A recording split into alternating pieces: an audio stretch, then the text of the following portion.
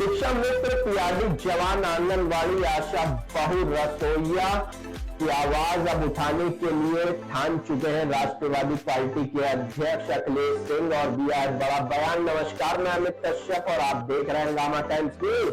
राष्ट्रवादी party के राष्ट्रीय अध्यक्ष अखिलेश सिंह ने बड़ा बयान देते हुए बताया जिस तरह से संविदा कर्मी देश को मजबूत करने में अहम भूमिका निभाते हैं, उसी को लेकर अगर वे सदन में पहुंचते हैं तो लगातार उठाएंगे उनकी आवाज। उसी को लेकर हंगामा टाइम्स न्यूज की चीफ सब एडिटर एकता गुप्ता ने उनसे बातचीत की और जाना कि उनकी क्या रणनीति है, योजनाएं हैं संविदा कर्मी जैसे शिक्षा मित्र, पीआरडी जवान, रसोइया, होमगार्ड और जन स्वास्थ्य रक्षक तक के कह दी एक बड़ी बात। आइए डालते हैं रिपोर्ट पर। नमस्कार, मैं एकता और आप देख रहे हैं हंगामा टाइम्स न्यूज। राष्ट्रवादी पार्टी के कार्यालय में है और राष्ट्रीय अध्यक्ष अखिलेश सिंह जी हमारे साथ हैं और 2027 के चुनाव के साथ तैयारियां भी चल रही, लेकिन उन्होंने एक बहुत अच्छा मुद्दा उठाया उनके लिए जो हमेशा सरकार से अपनी मांगों को लेके धरने पे बैठते हैं, कुछ ना कुछ मांगते रहते। बहुत लंबित मांगे हैं जो अभी तक पूरी नहीं हुई हैं और अभी हम जल्दी में हमने जब उनसे जाना पूछा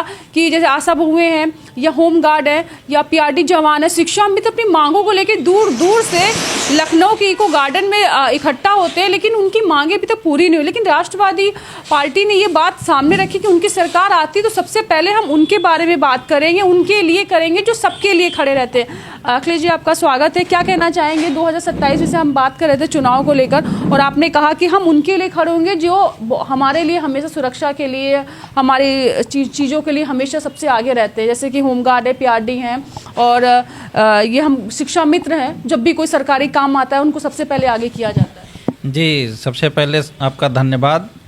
मैं राष्ट्रवादी पार्टी का राष्ट्रीय अध्यक्ष अखिलेश सिंह, जो by profession Lucknow high court का अधिवक्ता हूँ और राष्ट्रवादी पार्टी का संस्थापक होने के नाते, राष्ट्रीय अध्यक्ष होने के नाते पूरे प्रदेश में राष्ट्रवादी पार्टी का जिस तरह मैं विकास और विस्तार कर रहा हूँ, मैं ऐसे मुद्दों को आगे लाने का काम कर रहा हूँ जो वंचित हैं, जिन्हें सिर्फ रोजगार के नाम पर उन्हें हंसी के पात्र बनाया गया है, चाहे वह शिक्षा मित्र हों, चाहे वह पीआरडी होमगार्ड हों, पीआरडी जवान हों, आंगनवाड़ी के कार्यकर्त्री हों, रसोइयाँ, आशा बहू, इन लोगों को सिर्फ मानदेय दे करके उनको समझा दिया जाता है।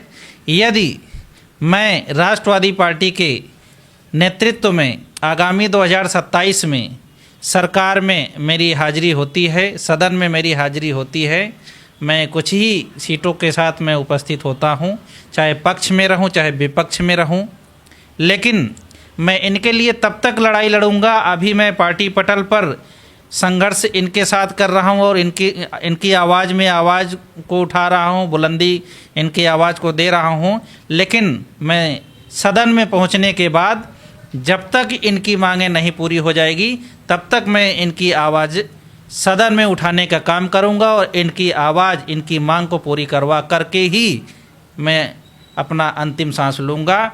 जब तक इनकी मांगें नहीं पूरी हो जाएगी तब तक मैं आवाज़ उठाता रहूँगा सदन में भी।